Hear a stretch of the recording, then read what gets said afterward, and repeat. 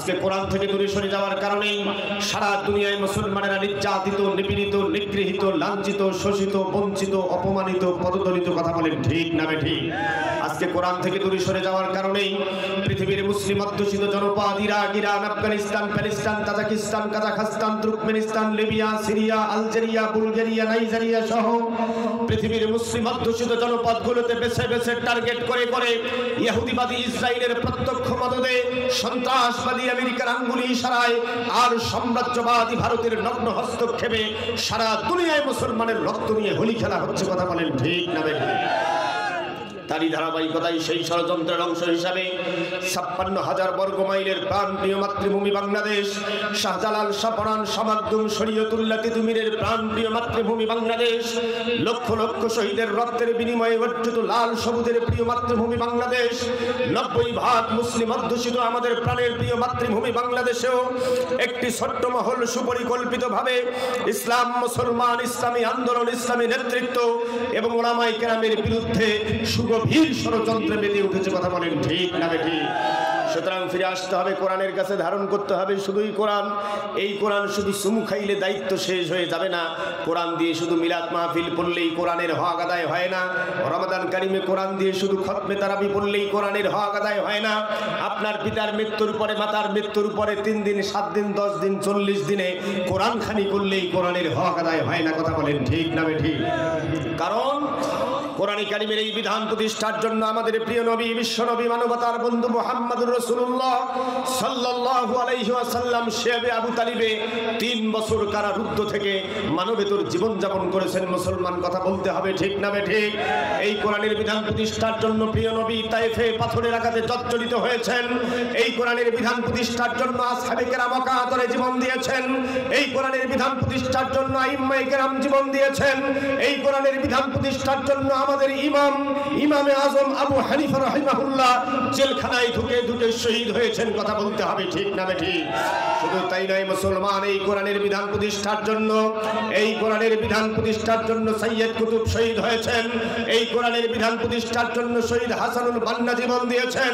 এই কোরআনের বিধান প্রতিষ্ঠার জন্য শহীদ মাওলানা মতিউর রহমান নিজামী, শহীদ আলী হাসান মোহাম্মদ মুজাহিদ, শহীদ আব্দুল কাদের মোল্লা সহ বিশ্বব্যাপী ইসলামী আন্দোলনের নেতারা একের পর এক হাসির মুখে ফাঁসির মঞ্চকে বরণ করেছেন। কথা বলতে হবে ঠিক না বেঠিক? শুধু তাই নয় মুসলমান, এই কোরআনের বিধান প্রতিষ্ঠার জন্যই, এই কোরআনের বিধান প্রতিষ্ঠার জন্যই কোরআনের পাখি, যিনি ৫০টি বছর গোটা বিশ্বময় কোরআনের দাওয়াত দিয়েছেন, যার হাতে হাত রেখে অসংখ্য মুসলিম কালেমা পড়ে ইসলাম কবুল করে মুসলমান হয়েছেন, সেই কোরআনের পাখি আল্লামা দেলোয়ার হোসেন সাইদি কোরআনের বিধান প্রতিষ্ঠার আন্দোলনে নেতৃত্ব দেওয়ার অপরাধে বছরের পর বছর অন্ধকার কারাপ্রকোষ্ঠে মানবেতর জীবন যাপন করে কোরআনের পাখি আল্লামা সাইদি কোরআনের জন্য শহীদ হয়ে দুনিয়া ছেড়ে চলে গেছে। কথা বলতে হবে ঠিক না বেঠিক? কোরআনের পাখি আল্লামা সাইদির রেখে যাওয়া সেই আদর্শ, কোরআনের পাখি আল্লামা সাইদির রেখে যাওয়া সেই আন্দোলন, কোরআনের পাখি আল্লামা সাইদির রেখে যাওয়া সেই মহান মিশনকে বাস্তবায়ন করার জন্য যদি আবার ময়দানে ডাক আসে, যদি আবার ময়দানে ডাক আসে, জীবনের ঝুঁকি নিয়ে জানমালের কোরবানি করে যে কোনো পরিস্থিতির মোকাবেলা করে নাই তাকবীরের স্লোগানে নীলফামারীর আকাশ বাতাস প্রকম্পিত করে ইসলামের দুর্দিন দুঃসময়ে প্রয়োজনে মাথায় কাপড়ের কাপড় বেঁধে রাজপথে ঝাঁপিয়ে পড়তে হবে।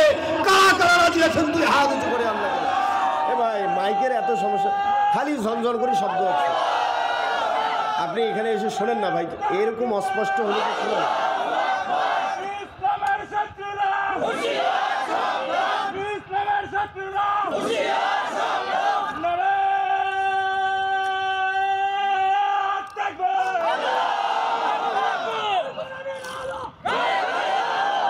দেখছেন, মাঝে মাঝে কইবেন না, রাগ হয়ে যাবে কিন্তু। হ্যাঁ, জানেন না।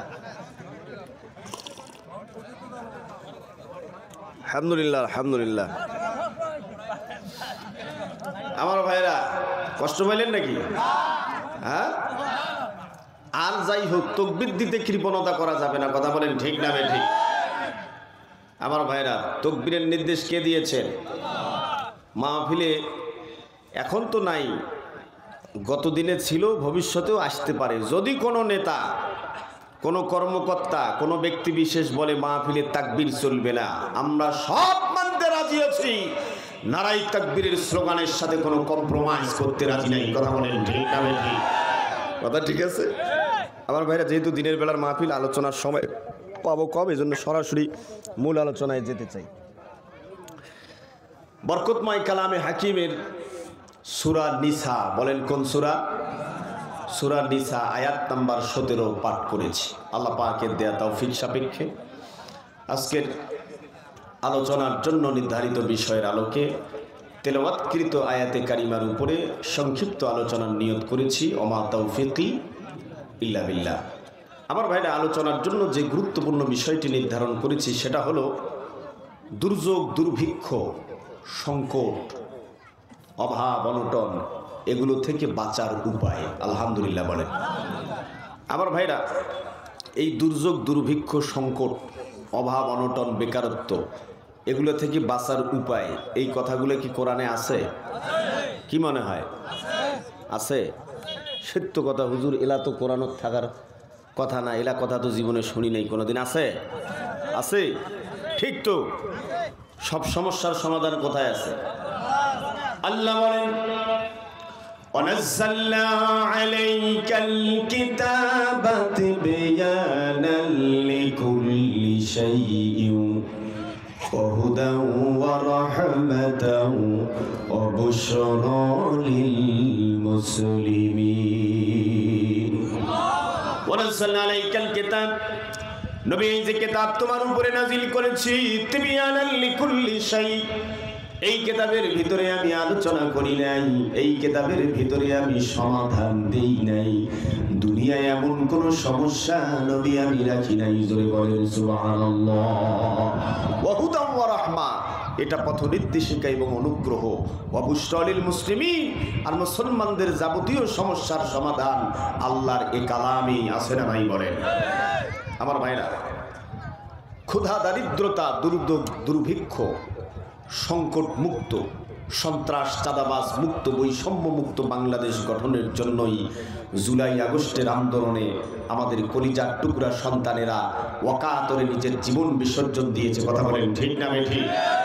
এই ক্ষুধা, দারিদ্রতা, অভাব, অনটন, বেকারত্ব মুক্ত, বৈষম্য মুক্ত বাংলাদেশ বিনির্মাণের জন্যই আমাদের রংপুরের কৃতি সন্তান শহীদ আবু সাঈদ 2 হাত প্রসারিত করে বুলেটের সামনে বুক পেতে দিয়ে বলেছিল, বুকের ভিতর তুমুল ঝড়, বুক পেতেছি গুলি কর। কথা বলেন। সুতরাং শহীদদের রেখে যাওয়া বাংলাদেশ ক্ষুধা, দারিদ্রতা মুক্ত, সন্ত্রাস, চাঁদাবাজ মুক্ত, বৈষম্য মুক্ত বাংলাদেশ, অভাব অনটন মুক্ত, বেকারত্ব মুক্ত বাংলাদেশ কিভাবে গঠন হবে আল্লাহর কোরআন থেকে আমরা জানবো ইনশাআল্লাহ। আমার ভাইয়েরা গভীর মনোযোগ দেন। দুর্যোগ, দুর্ভিক্ষ, সংকট থেকে বাঁচার উপায় বলার আগে কালামে পাক থেকে মোটা দাগে দুর্যোগ, দুর্ভিক্ষ, অভাব অনটন, ক্ষুধা, দারিদ্রতা আসে কেন তার 2টা কারণ মৌলিকভাবে বলতে চাই। কারণ নাম্বার 1, আল্লাহ বলেন, জহরাল ফাসাদু ফিল বাররি ওয়াল বাহরি বিমা কাসাবাত আইদিন নাস। আল্লাহু আকবার বলেন। জলের স্থলে যত বিপদ আপদ আর মুসিবতের মুখোমুখি তোমরা হও না কেন, যত সংকট আর মহা সংকটের মুখোমুখি তোমরা হও না কেন, এগুলি সব তোমাদের নিজের হাতের কামাই করা। তার মানে যত বিপদ আপদ মুসিবত, যত সংকট, মহা সংকট, যত অভাব অনটন তোমাদের মাথার উপরে চাপানো হয়, এগুলো মূলত তোমাদের গুনার কারণে আসে, তোমাদের অবাধ্যতার কারণে আসে। কথা বলেন ঠিক না বেঠিক? কারণ নাম্বার 2, আল্লাহ বলেন, মনোযোগ দিতে হবে ভাইরা আমার, গভীর মনোযোগ। রব্বুল আলামিন বলেন, ওয়ালানাবলুওয়ান্নাকুম বিশাইইম মিনাল খাউফি ওয়াল জু'i ওয়া নাকসিম মিনাল আমওয়ালি ওয়াল আনফুসি ওয়াস সামারাতি ওয়া বাশশিরিস সাবিরিন। রব্বুল আলামিন বলেন, অবশ্যই অবশ্যই আমি তোমাদের পরীক্ষা করব কয়েকটা বিষয় দিয়ে। আমরা আল্লাহকে বললাম, আল্লাহ কোন কোন বিষয়ের পরীক্ষা আমাদেরকে দিতে হবে? ও রব্বুল আলামিন বলেন, মিনাল খাউফি ওয়াল জুই, কয়েকটা সাবজেক্টের পরীক্ষা তোমাদেরকে দিতে হবে। প্রথম নাম্বার সাবজেক্ট হলো ভয় ভীতি দিয়ে পরীক্ষা করা হবে, হুমকি ধামকি দিয়ে পরীক্ষা করা হবে। কথা বলেন ঠিক না বেঠিক? কিসের ভয় ভীতি, কিসের হুমকি ধামকি? যুবক ভাইরা আমার দিকে তাকান, কিসের ভয় ভীতি, কিসের হুমকি ধামকি?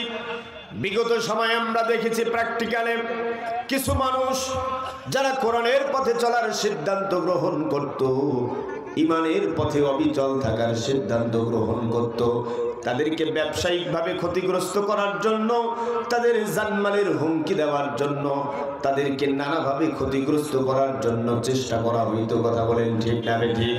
আমার ভাইরা শুধু তাই নয়, নতুন করে একজন লোক ইমানের পথে চলার সিদ্ধান্ত নিয়েছে, কোরআনের দলে নাম লিখিয়েছে, এলাকার হোমরা সোমরা ইয়া বড় মোসওয়ালা নেতা ছেলেটার বাপকে যে হুমকি দেয় যে তোর বেটার নামে লিস্ট হইছে। কি মানে আমাদের প্রাণনাশের হুমকি দেয়, জেল জুলুমের হুমকি দেয়। রব্বুল আলামিন বলেন মিনাল খাউফি, এটা এক নাম্বার পরীক্ষা। আল্লাহর পথে চলার সিদ্ধান্ত নিলে প্রথম নাম্বার পরীক্ষা যেটা আসবে, ভয় ভীতি হুমকি ধামকি। কথা বলেন ঠিক না বেঠিক? এবার আমরা আল্লাহকে বললাম, আল্লাহ দুই নাম্বারে কোন সাবজেক্টের পরীক্ষা দিতে হবে? রব্বুল আলামিন বলেন মিনাল খাউফি ওয়াল জুই, ভয় ভীতি আর হুমকি ধামকির পরে দুই নাম্বারে যে সাবজেক্টের পরীক্ষা দিতে হবে, সেই সাবজেক্টের নাম হলো ক্ষুধা, দারিদ্রতা, অভাব, অনটন। কথা বলেন ঠিক না বেঠিক?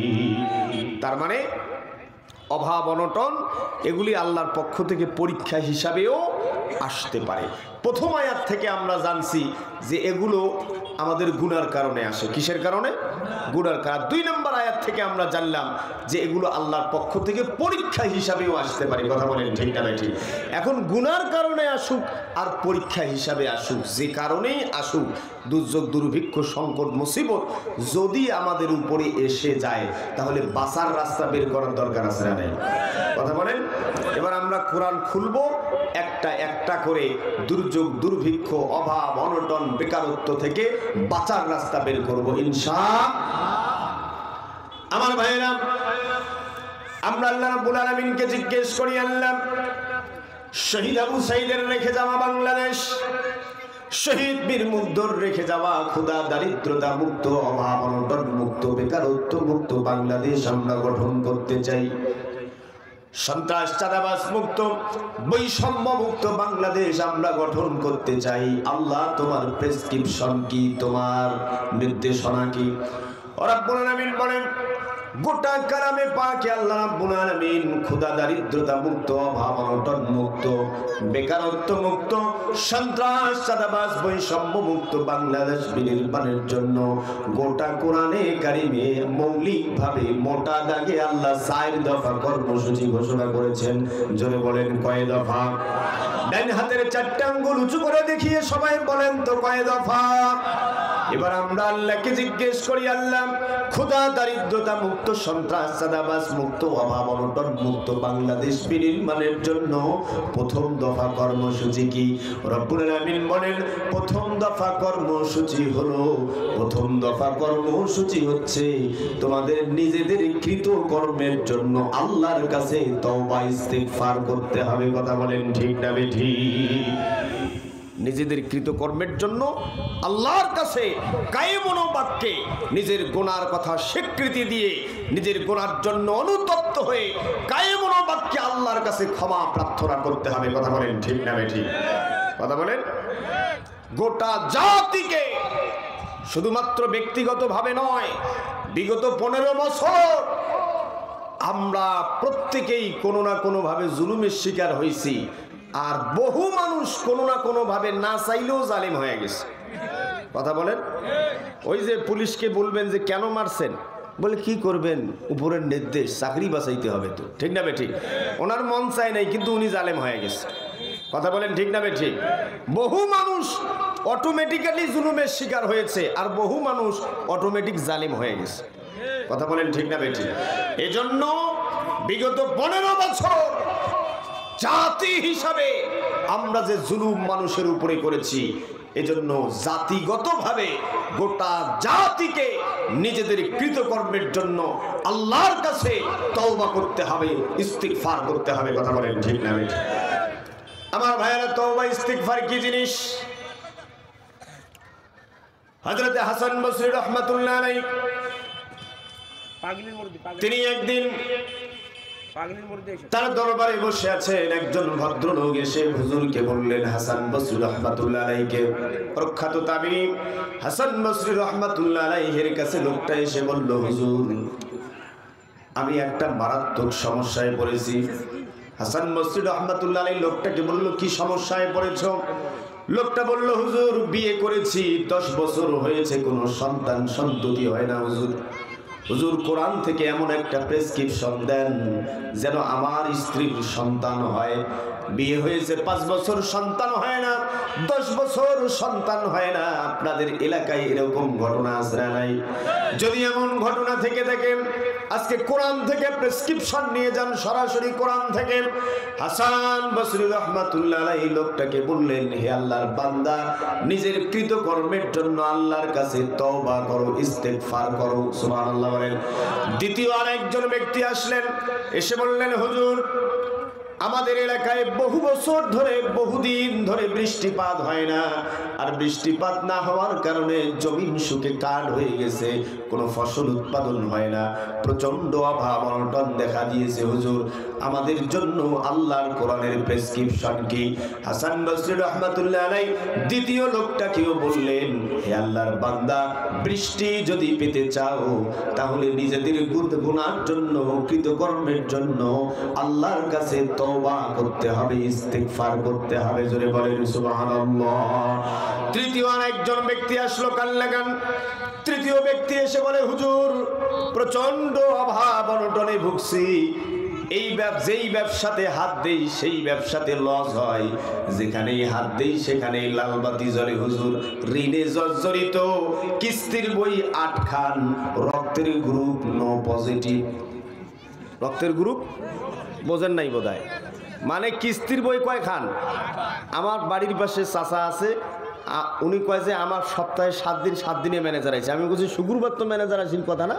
কয়েছে না, শুক্রবারও আইসি। কারণটা কি?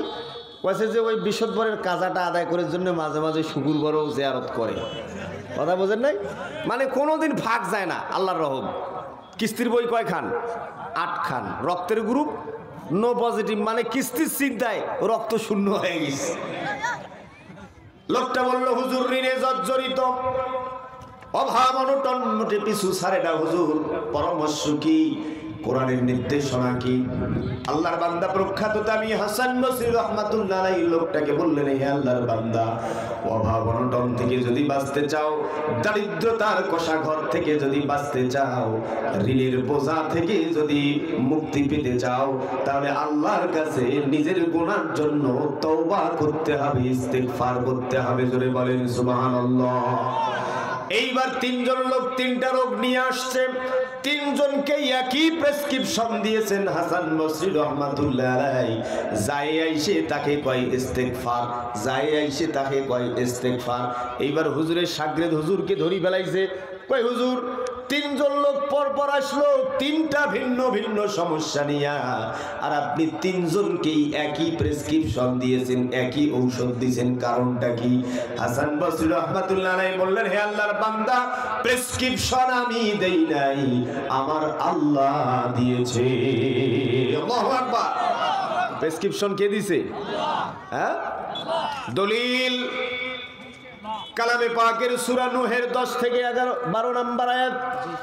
রব্বুল আলামিন বলেন, ফাকুলতুস্তাগফিরু রাব্বাকুম ইন্নাহু কানা গাফফারা ইউরসিলিস সামাআ আলাইকুম মিদরারা ওয়া ইউমদিদুকুম বিআমওয়ালিন ওয়া বানিনা ওয়া ইয়াজআল লাকুম জান্নাতিন ওয়া ইয়াজআল লাকুম আনহারা।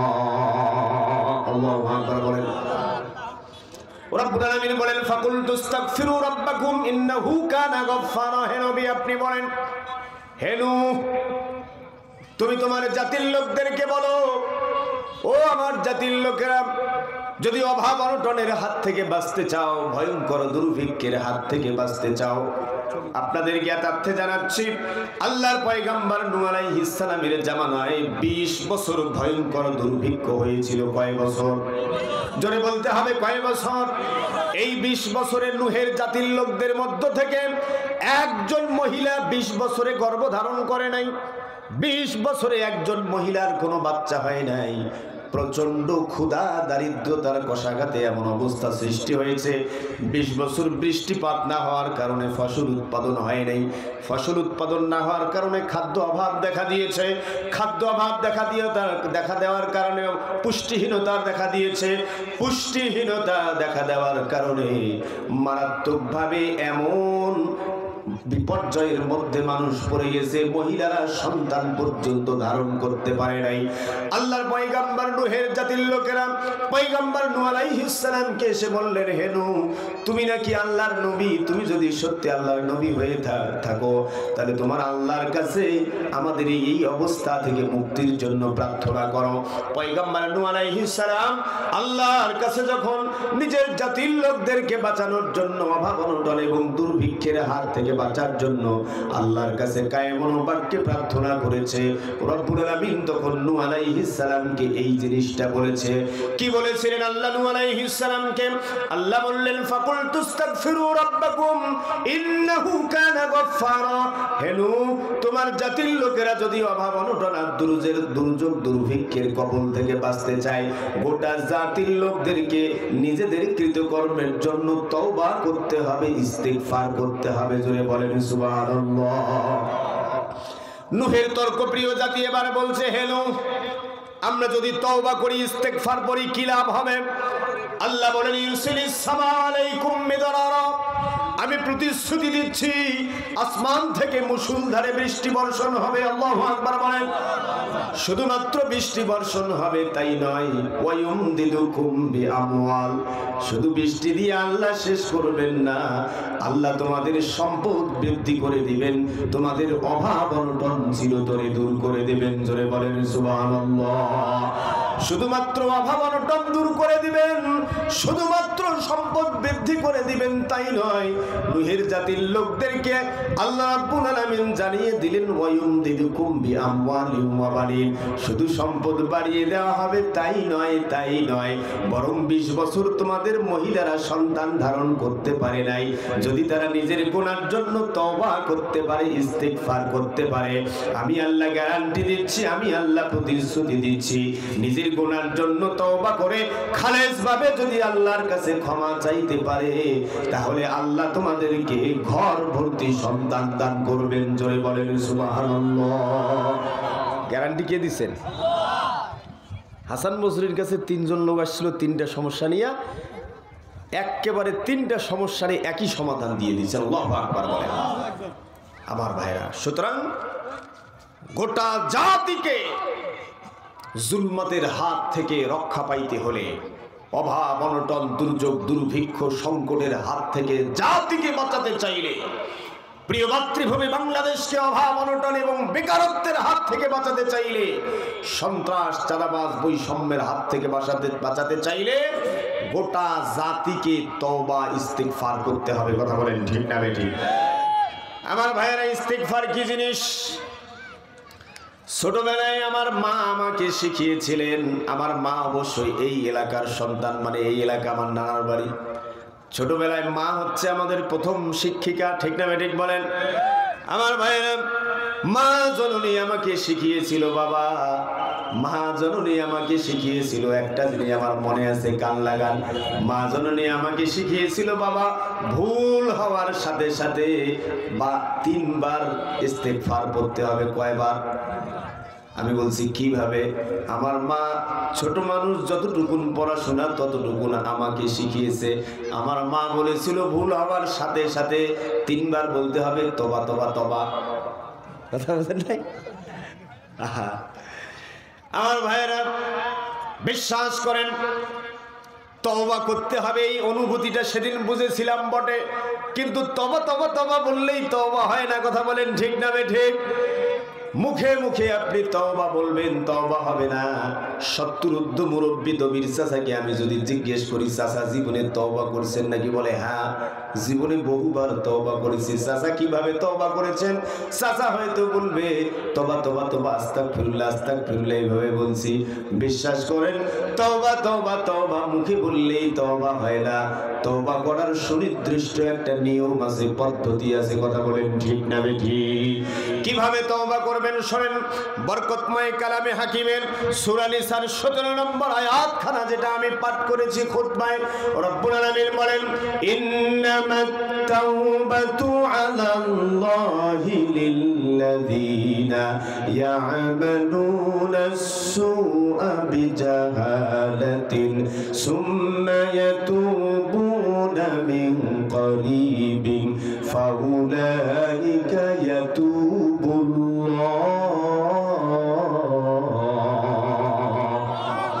আল্লাহু আকবার বলেন। রব্বুল আলামিন বলেন ইন্নামাত তাওবা। এতক্ষণ পর্যন্ত যা বলেছি একটা কথাও যদি মনে না থাকে, আগামী 10টা মিনিট অত্যন্ত মনোযোগ দিয়ে কথাগুলি শুনতে হবে ভাইরা আমার। রব্বুল আলামিন বলেন ইন্নামাত তাওবা, আসল তওবা হলো সেইটা। আমরা আল্লাহকে বললাম আল্লাহ আসল তওবা কোনটা? রব্বুল আলামিন বলেন ইয়ামালুনাস সুআ বিজাহালাতিন। একটা লোক একটা অন্যায় করেছে, না জেনে না বুঝে একটা অন্যায় করে ফেলেছে, গুনার কাজ করে ফেলেছে, ভুল করে ফেলেছে। ভুল কার জীবনে হয় না? গুনাহ কার জীবনে হয় না? ভুল কার জীবনে হয় না? রব্বুল আলামিন বলেন ইয়ামালুনাস সুআ বিজাহালাতিন। লোকটা না জেনে না বুঝে অজ্ঞতাবশত একটা পাপের কাজ করে ফেলেছে, একটা ভুল করে ফেলেছে, একটা কবিরা গুনাহ করে ফেলেছে। রব্বুল আলামিন বলেন গুনাহ করার সাথে সাথে লোকটা কি করেছে? না জেনে না বুঝে একটা অন্যায় করে ফেলেছে, না জেনে না বুঝে অজ্ঞতাবশত একটা কবিরা গুনাহ করে ফেলেছে, একটা পাপের কাজ করে ফেলেছে। গুনাহ করার সাথে সাথে গুনার উপরে যুক্তি দিয়ে টিকে না থেকে, নিজের গুনার উপরে যুক্তি দিয়া প্রতিষ্ঠিত না থেকে, নিজের ভুলটাকেই ঠিক বলে প্রমাণ করার চেষ্টা না করে, গুনাহ হওয়ার সাথে সাথে সুম্মা ইয়াতুবুনা মিন করিবিন, অনতি বিলম্বে লোকটা আল্লাহর কাছে তওবা করেছে। রব্বুল আলামিন বলেন ফাউলাইকা ইয়াতুবুল্লাহ, ফাউলাইকা ইয়াতুবুল্লাহু আলাইহিম। তারা হচ্ছে সেই সমস্ত বান্দা বান্দি যাদের তওবা আল্লাহ কবুল করবেন। জোরে বলেন সুবহানাল্লাহ। প্রথম আয়াত থেকে কি জানলাম? গুনাহ হয়েছে, এখন তওবা করতে হবে। তওবা করতে হবে মানে গুনাহ করছেন এখন, আর তওবা করবেন কালকে নাকি? গুনাহ হয়েছে এখন, তওবা করতে হবে এখন। সকালের গুনার জন্য বিকালের অপেক্ষা করা যাবে না। কথা বলেন ঠিক না বেঠিক?